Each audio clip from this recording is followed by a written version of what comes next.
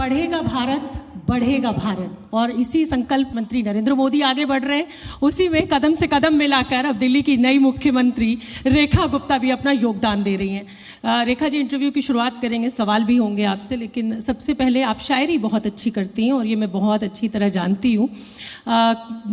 गीत तो ये है कि बहुत देर कर दी हुजूर आते आते, लेकिन क्या आप दिल्ली वालों से ये कहती हैं बहुत देर कर दी हुजूर लाते लाते 27 साल? बिल्कुल ठीक कह रहे हैं आप। ये दिल्ली की अपनी किस्मत दिल्ली ने अपने हाथों लिखी।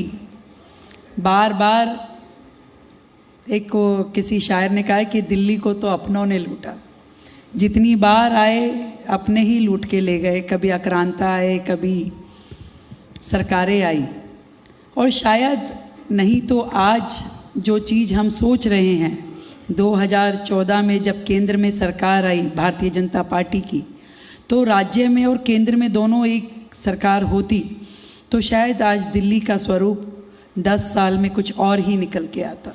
तो देर आए दुरुस्त आए। दिल्ली में अब काम करने की आवश्यकताएं बहुत सारी हैं, और अब तो मैं ट्रिपल इंजन की सरकार बोल सकती हूँ। बिल्कुल। तो केंद्र में, राज्य में और निगम में जब एक रूपता के साथ काम होगा तो स्पीड जो है वो कई गुना बढ़ जाएगी। लेकिन जब आप 3 इंजन की सरकार कहती हैं तो जिम्मेदारी भी बड़ी हो जाती है और चुनौती भी बड़ी हो जाती है। रेखा जी, जब भी मैं आपको देखती हूँ, और मुझे लगता है यहाँ जितने दर्शक बैठे हुए हैं वो सब सहमत होंगे कि जब से आपने कमान संभाली है, एक जैसे कहते हैं ना, एक महिला जब घर में पहुँचती है, कहीं पहुँचती है, फेंटा बांध के कभी आप नाले में सफाई करवा रही हैं, कभी आप मैदान में कूड़ा उठवा रही हैं, कभी आप जिन तिलक ब्रिज के नीचे पानी इकट्ठा होता है वहाँ पहुँची रहती हैं। तो क्या लग रहा है, चुनौती काम बहुत ज़्यादा है, समय कम? डेफिनेटली काम बहुत है, बहुत सालों का डेडलॉक है, बहुत सारी चीज़ें जीरो से शुरू करनी पड़ी, और इतनी सारी अव्यवस्थाओं के रूप में जो सिस्टम हमें मिला है उसमें दिल्ली के लोगों की अपेक्षाएं जितनी है उसके कारण से स्पीड को कई गुना ज़्यादा करके काम करना पड़ रहा है। और मैं समझती हूँ कि ये जो चुनौती हमें मिली है इस पे हम खरा उतरेंगे अपनी मेहनत के दम पे, अपनी निष्ठा के दम पे और अपने विज़न के दम पे। बतौर मुख्यमंत्री अब आप दफ्तर संभाल चुकी हैं, क्या अरविंद केजरीवाल सरकार ने अपने 10 से 12 साल के टेन्योर में कुछ भी अच्छा नहीं किया? क्या एक भी काम ऐसा नहीं है जिसको आप ये कहें कि अरविंद केजरीवाल ने ये किया है और अब मैं इसको आगे बढ़ाऊंगी? क्योंकि आपकी CAG की रिपोर्ट में आप सवाल खड़े कर रही हैं, आप बहुत तरह के सवाल खड़े कर रही हैं। देखिए, सरकारें वो बेहतर काम करती है जो जनता के बीच में से आती है, जिन्होंने सालों साल जनता की तकलीफ़ों को समझा हो और उनके समाधानों पे काम करना चाहा हो। अचानक एक आंदोलन में से निकलकर आप आए, ढेरों कस्में खाई, ढेरों वादे किए, और एक मिसगाइडेड फायर के जैसे आपने दिल्ली को हाँकना चाहा, ये बिना समझते हुए कि एक्चुअल में दिल्ली की ज़रूरतें क्या हैं, किस दिशा में हमें चलना चाहिए। आपने इंफ्रास्ट्रक्चर पे वो जो खर्चा होना चाहिए था, जो प्लानिंग होनी चाहिए थी, वो नहीं की, और एकदम से एक, जिसे मैं कहूँ कि पब्लिसिटी जिनका ज़्यादा ध्येय रहता था, योजना छोटी होगी पब्लिसिटी बड़ी होगी, फिर योजना छोटी होगी पब्लिसिटी, तो इस तरह की जो उनका वर्किंग कल्चर रहा उसके कारण से देश की राजधानी दिल्ली का बहुत नुकसान हुआ। योजनाएं शुरू कही जरूर, एक्चुअल में वो कही हुई योजनाएं भी इम्प्लीमेंट हो जाती तो शायद दिल्ली का भला होता, पर कहने और करने तक का फर्क और वो रास्ता भी वो तय नहीं कर पाए। मतलब आप पिछली सरकार को 0 नंबर दे रही हैं, उन्होंने कुछ भी ऐसा नहीं किया। मैंने कहा करने और कहने के बीच का जो सफर था वो तय नहीं कर पाए, ठीक है, और उलझ गए राजनीतिक आकांक्षाओं के बीच। ठीक है, आपने बजट, हेल्थ बजट जो है वो बढ़ाया, एजुकेशन बजट, क्योंकि ये हमारा आइडियाज़ ऑन एजुकेशन कार्यक्रम है, इसलिए मुझे इस पर बात करना ज़रूरी है। मैं आपका बजट पढ़ रही थी, 700 करोड़ आपने झुग्गियों के लिए दिए। तो क्या मैं ये मानूं कि रेखा गुप्ता सरकार सीधे सीधे अरविंद केजरीवाल के काम को चुनौती दे रही है? जब मैं शिक्षा की बात करती हूँ तो वो अरविंद केजरीवाल अपने मॉडल की बात करते हैं, जब हेल्थ की बात होती है तो मोहल्ला क्लिनिक मॉडल की बात होती है, झुग्गियों के तो वो कहते थे कि साहब मैं तो झुग्गियों का मतलब सबसे ज़्यादा वोट मेरा। तो क्या रेखा गुप्ता जी ने इन 3 मदों में इतना अपना बजट देकर सीधे सीधे अरविंद केजरीवाल की राजनीति को चुनौती दी है, उनके मेन मुख्य मुद्दों को चुनौती दी है? नहीं, बिल्कुल भी नहीं। मैं किसी को चुनौती देने के लिए यहाँ पे उपस्थित नहीं हूँ। मेरी जिम्मेवारी दिल्ली की मुख्यमंत्री के नाते जो है, मैं उनको पूरा करने के लिए काम कर रही हूँ। मेरा दिशा, मेरी नियत, मेरी नीतियाँ सब दिल्ली की जनता की अपेक्षाओं से जुड़ी है। दिल्ली को अच्छी शिक्षा मिलनी चाहिए, इसलिए मैंने जो बजट रखा 1900 करोड़ रुपए का, वो दिल्ली की एजुकेशन को बेहतर बनाने के लिए रखा। उसमें किसी से चैलेंज, किसी की पॉलिसीज़ को चेंज करना मेरा ध्येय नहीं है। दिल्ली को क्या बेहतर मैं दे सकती हूँ? आज शिक्षा, आज स्वास्थ्य, आज झुग्गी झोपड़ी वालों के लोगों के भी अधिकार जो हैं वो उनको मिलने चाहिए। वर्षों से झुग्गी के लोगों को जितनी भी सरकारें आई, उन्होंने केवल वोट बैंक के तरीके से डील किया। आज भी 40-40 साल पुरानी झुग्गियाँ, जिसमें नाम तो जरूर कांग्रेसी लीडर्स के साथ जुड़े रहे, Indira colony, Sanjay camp, Rajiv camp, परंतु कभी भी उनमें काम के दृष्टि से ना कभी कांग्रेस ने काम किया, ना आम आदमी पार्टी ने काम किया। उनको गरीब को गरीब बना रहने दो, उसको सुविधा मत दो, केवल डराते रहो, ये उनकी पॉलिसी थी।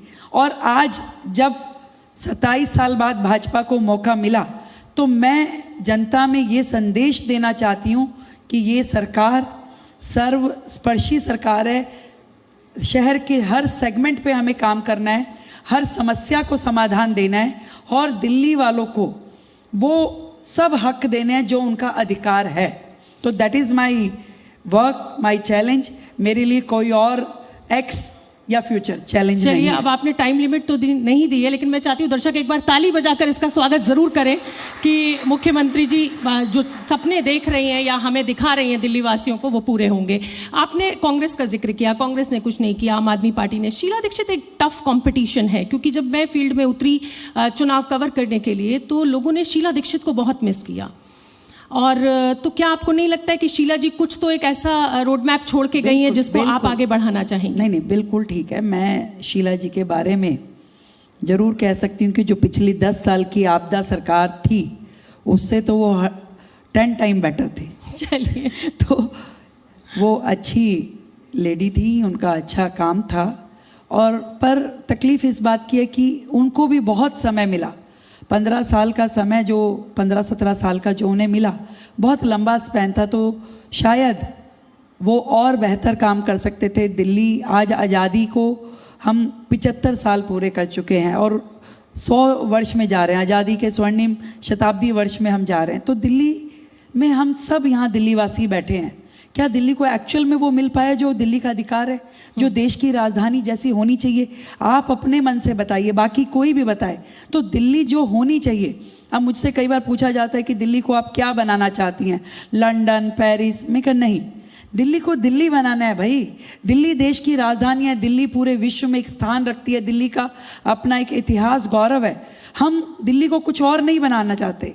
दिल्ली वो बने जो उसका अधिकार है, दिल्ली के लोगों को वो मिले जो उनके लिए सही है, और दिल्ली में रहने वालों का दिल यहाँ लगे, मैं इतना चाहती हूँ। ठीक है, ये मंच बहुत बड़ा है और जी न्यूज़ एक जिम्मेदार चैनल है। पहलगाम में जो भी कुछ हुआ उसका जिक्र यहाँ ना हो, ये मुझे लगता है वाजिब नहीं होगा। पहलगाम में जो भी हुआ, एक बड़ा हमला हुआ, बड़ी दुर्घटना जिसको कहा जा सकता है, और उन पीड़ितों के साथ हमारी संवेदनाएं हैं। लेकिन मेरा सवाल इससे इतर कुछ और है आपसे, और मेरा सवाल ये है कि देश की राजधानी दिल्ली हमेशा आतंकवादियों के निशाने पर रही है। चाहे मैं पार्लियामेंट अटैक की बात करूं, 2005 सीरियल ब्लास्ट की करूं, 2008 की बात करूं, इतने बड़े हमले के बाद भी मुझे दिल्ली की मुख्यमंत्री क्यों नहीं दिखी बड़े पुलिस अधिकारियों के साथ, सिक्योरिटी एजेंसीज के साथ बैठक करती हुई, या हम किसी हमले का इंतजार करेंगे और उसके बाद हम एक्शन में आएंगे? देखिए, आप भी वही बात कर रही हैं जो पिछले लोगों ने सोच बना दी। क्या दिखना ही सब कुछ है कि अगर मैं अधिकारियों के साथ में बैठकर फोटो खिंचवा करके सोशल मीडिया पे डालूं तो ही काम हुआ?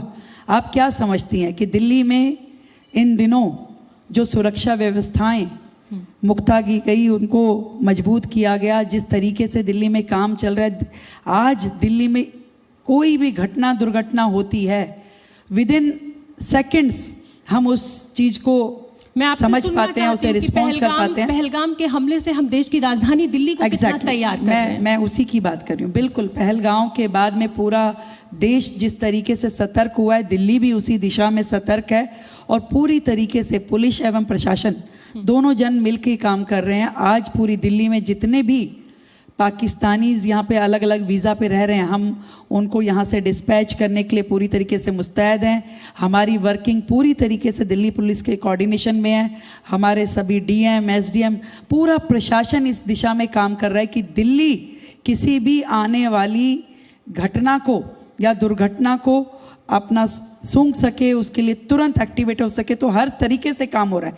उसके लिए कोई ज़रूरी नहीं है कि हर चीज़ पब्लिकली शो की जाए। बिल्कुल, तो मतलब संकल्प कहीं ना कहीं मुख्यमंत्री रेखा गुप्ता जी ने हमें दिया है, दिल्ली वासियों को दिया है कि भाई ऐसी तो पहले कोई घटना घटेगी नहीं, और अगर घटेगी तो सबसे पहले एक्शन में हम दिखाई देंगे। ठीक है, मेरा अगला सवाल आपसे रोहिंग्या मुसलमानों को लेकर है। जब आपने सत्ता संभाली तो एकदम हमें ज़मीन पर एक्शन दिखाई दिया। दिल्ली पुलिस जो है वो रोहिंग्या बांग्लादेशियों को आइडेंटिफाई कर रही है, निकाल रही है, लेकिन वो काम ऐसा लग रहा है, हमें टीवी पे नहीं दिख रहा है, स्क्रीन पे नहीं दिख रहा है, तो क्या वो रुक गया है या कहीं पर्दे के पीछे चल रहा है? छपास की बीमारी हो गई है हम सबको कि जब तक छपे ना, जब तक सोशल मीडिया पे आए ना।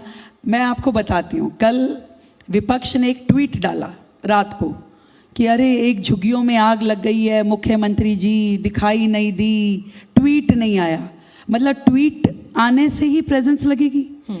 जितनी देर में वहाँ आग लगी, तुरंत वहाँ पे हमारे डीएम, एसडीएम, लोकल विधायक पहुँचे, पूरी उनकी मदद की। वहाँ पे जो रेस्क्यू प्रोग्राम किया, उन लोगों की पूरी झुग्गियाँ जल गई थी, उनके लिए तुरंत स्कूल जो नज़दीक का था वहाँ रहने की व्यवस्था करी, मोबाइल टॉयलेट्स लगाए, खाने की व्यवस्था करी। सब कुछ जो काम एक आपदा के समय में होना चाहिए वो सब किया।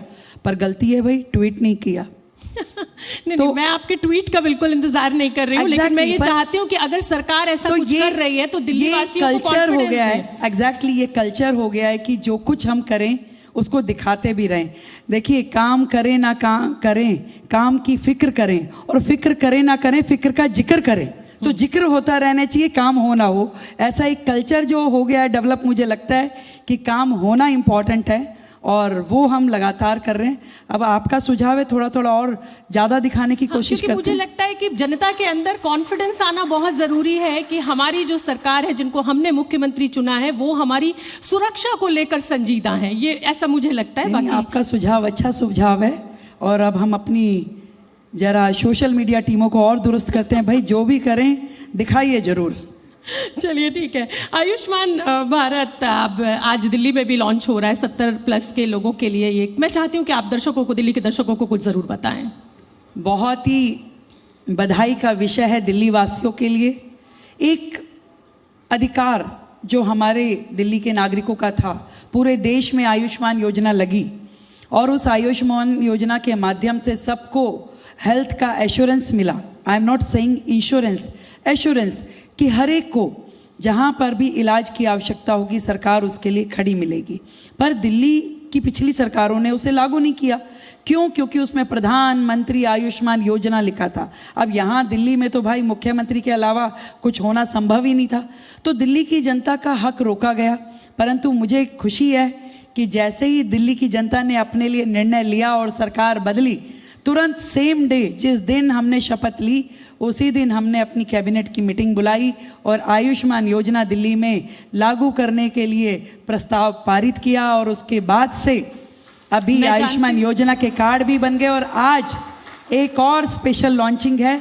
दिल्ली के सभी 70 साल से ऊपर के बुजुर्ग, महिला हो पुरुष हो, अमीर हो गरीब हो, हर एक के लिए दिल्ली में 10 लाख रुपए तक का इलाज की जिम्मेवारी सरकार ने लिया है, जिसका आज से लोगों के बीच में रजिस्ट्रेशन शुरू होगा। भाई ताली बजानी है, जोर से बजाओ। हाँ, कोई भी काम अधमरे मन से नहीं करना चाहिए। इतना बड़ा काम दिल्ली के लिए आज से ये सभी बुजुर्ग सरकार की जिम्मेवारी है।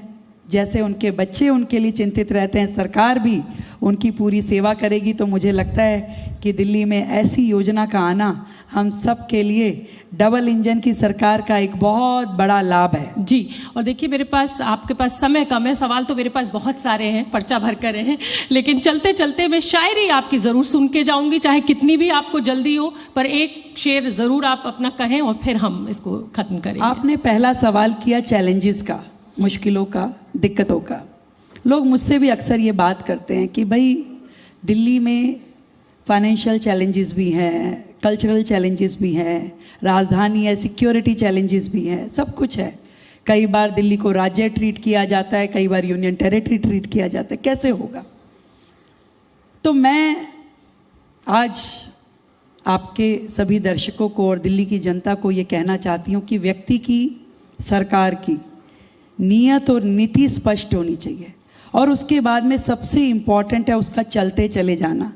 तो इतना कहना चाहूँगी कि इस नदी की धार से ठंडी हवा आती तो है, नाव जर्जर ही सही लहरों से टकराती तो है, ढूंढ लाओ कहीं से एक चिंगारी है दोस्तों, इस दिए में तेल से भीगी हुई बाती तो है, बाती तो है। बहुत खूब, बहुत खूब। इतना विश्वास दिलाऊंगी, अब ना नाव जर्जर रहेगी, ना बाती में तेल कम रहेगा। 100% एफर्ट्स के साथ काम करेंगे।